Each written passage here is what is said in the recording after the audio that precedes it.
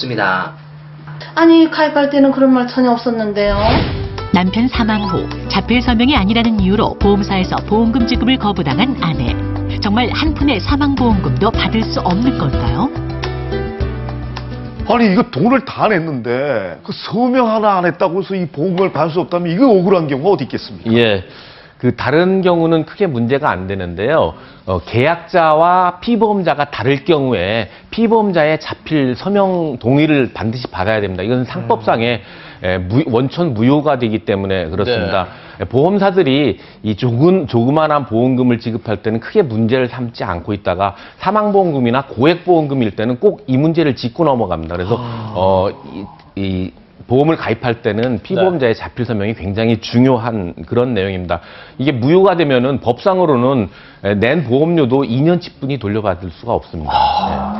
근데 원래 가입할 때 자필 서명하는 게 원칙이잖아요. 예. 그렇죠. 근데 뭐 만약에 안 받고 가입했다면 이것도 보험 설계사에 좀 잘못이 있는 건 아닐까요? 예컨대 내가 내 보험을 가입할 때, 나에 대한 사망보험 가입할 때는 내가 보험 계약자이면서 내가 피보험자이거든요. 그렇죠. 그럼 내가 다 써요. 예. 근데 아까처럼 그 부인이 남편 앞으로 보험 가입할 때 보험 계약은 부인이 했어요. 그럼 부인이 보험 계약자. 그다음에 보험의 목적이 되는 사람은 남편이거든요. 네. 남편을 피보험자라고 합니다.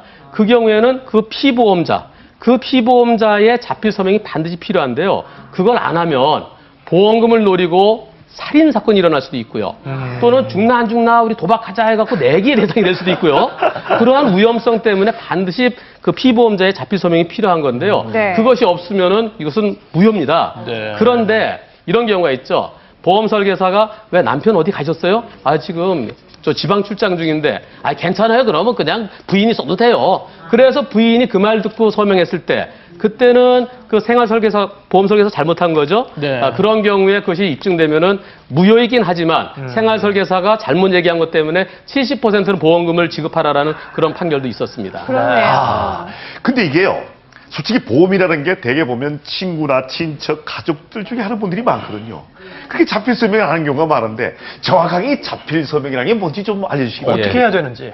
그 계약 당사자가 자기가 보험을 든다는 내용을 확인하는 그런 겁니다. 본인이 확인하는 절차이기 때문에 매우 중요한 거고요. 또 고지 의무 부분에도 과거에 질병이 있었나 없었나 투약받은 사실이 있다 없다 하는 것도 본인이 인정을 하고 서명을 하는 것이기 때문에 네. 굉장히 중요한 그 계약 행위입니다.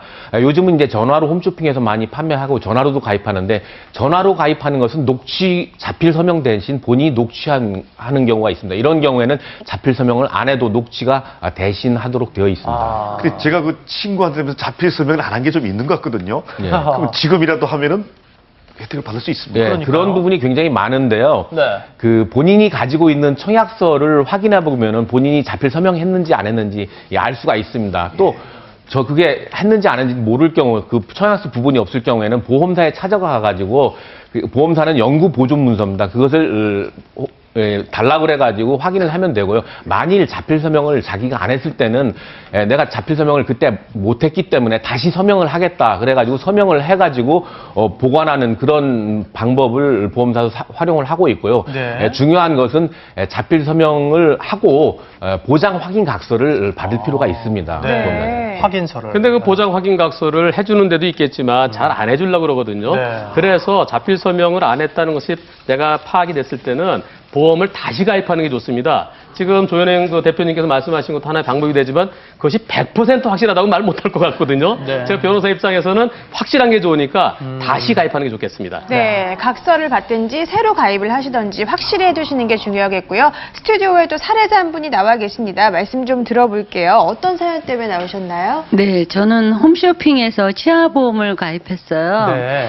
그런데 가입한 지는 한 2년 정도 되고요. 제가 월 보험료는 한 3만 원 정도씩 내고 있거든요. 네. 근데 제가 알기로는 그때 녹취하면서 저희한테 약관을 얘기해 줄 때는 네. 연간 100만 원까지 보장을 해준다고 들었어요. 충치 치료든 무슨 치료를 하면. 네. 그래서 제가 한 가입하고 6개월 정도 지나서 바로 충치 때문에 병원을 갔어요. 근데 네. 금으로 하려고 하니까 너무 비싸서 제가 세라믹으로 했거든요. 네. 그리고 이제 청구를 하려고 전화를 해봤어요.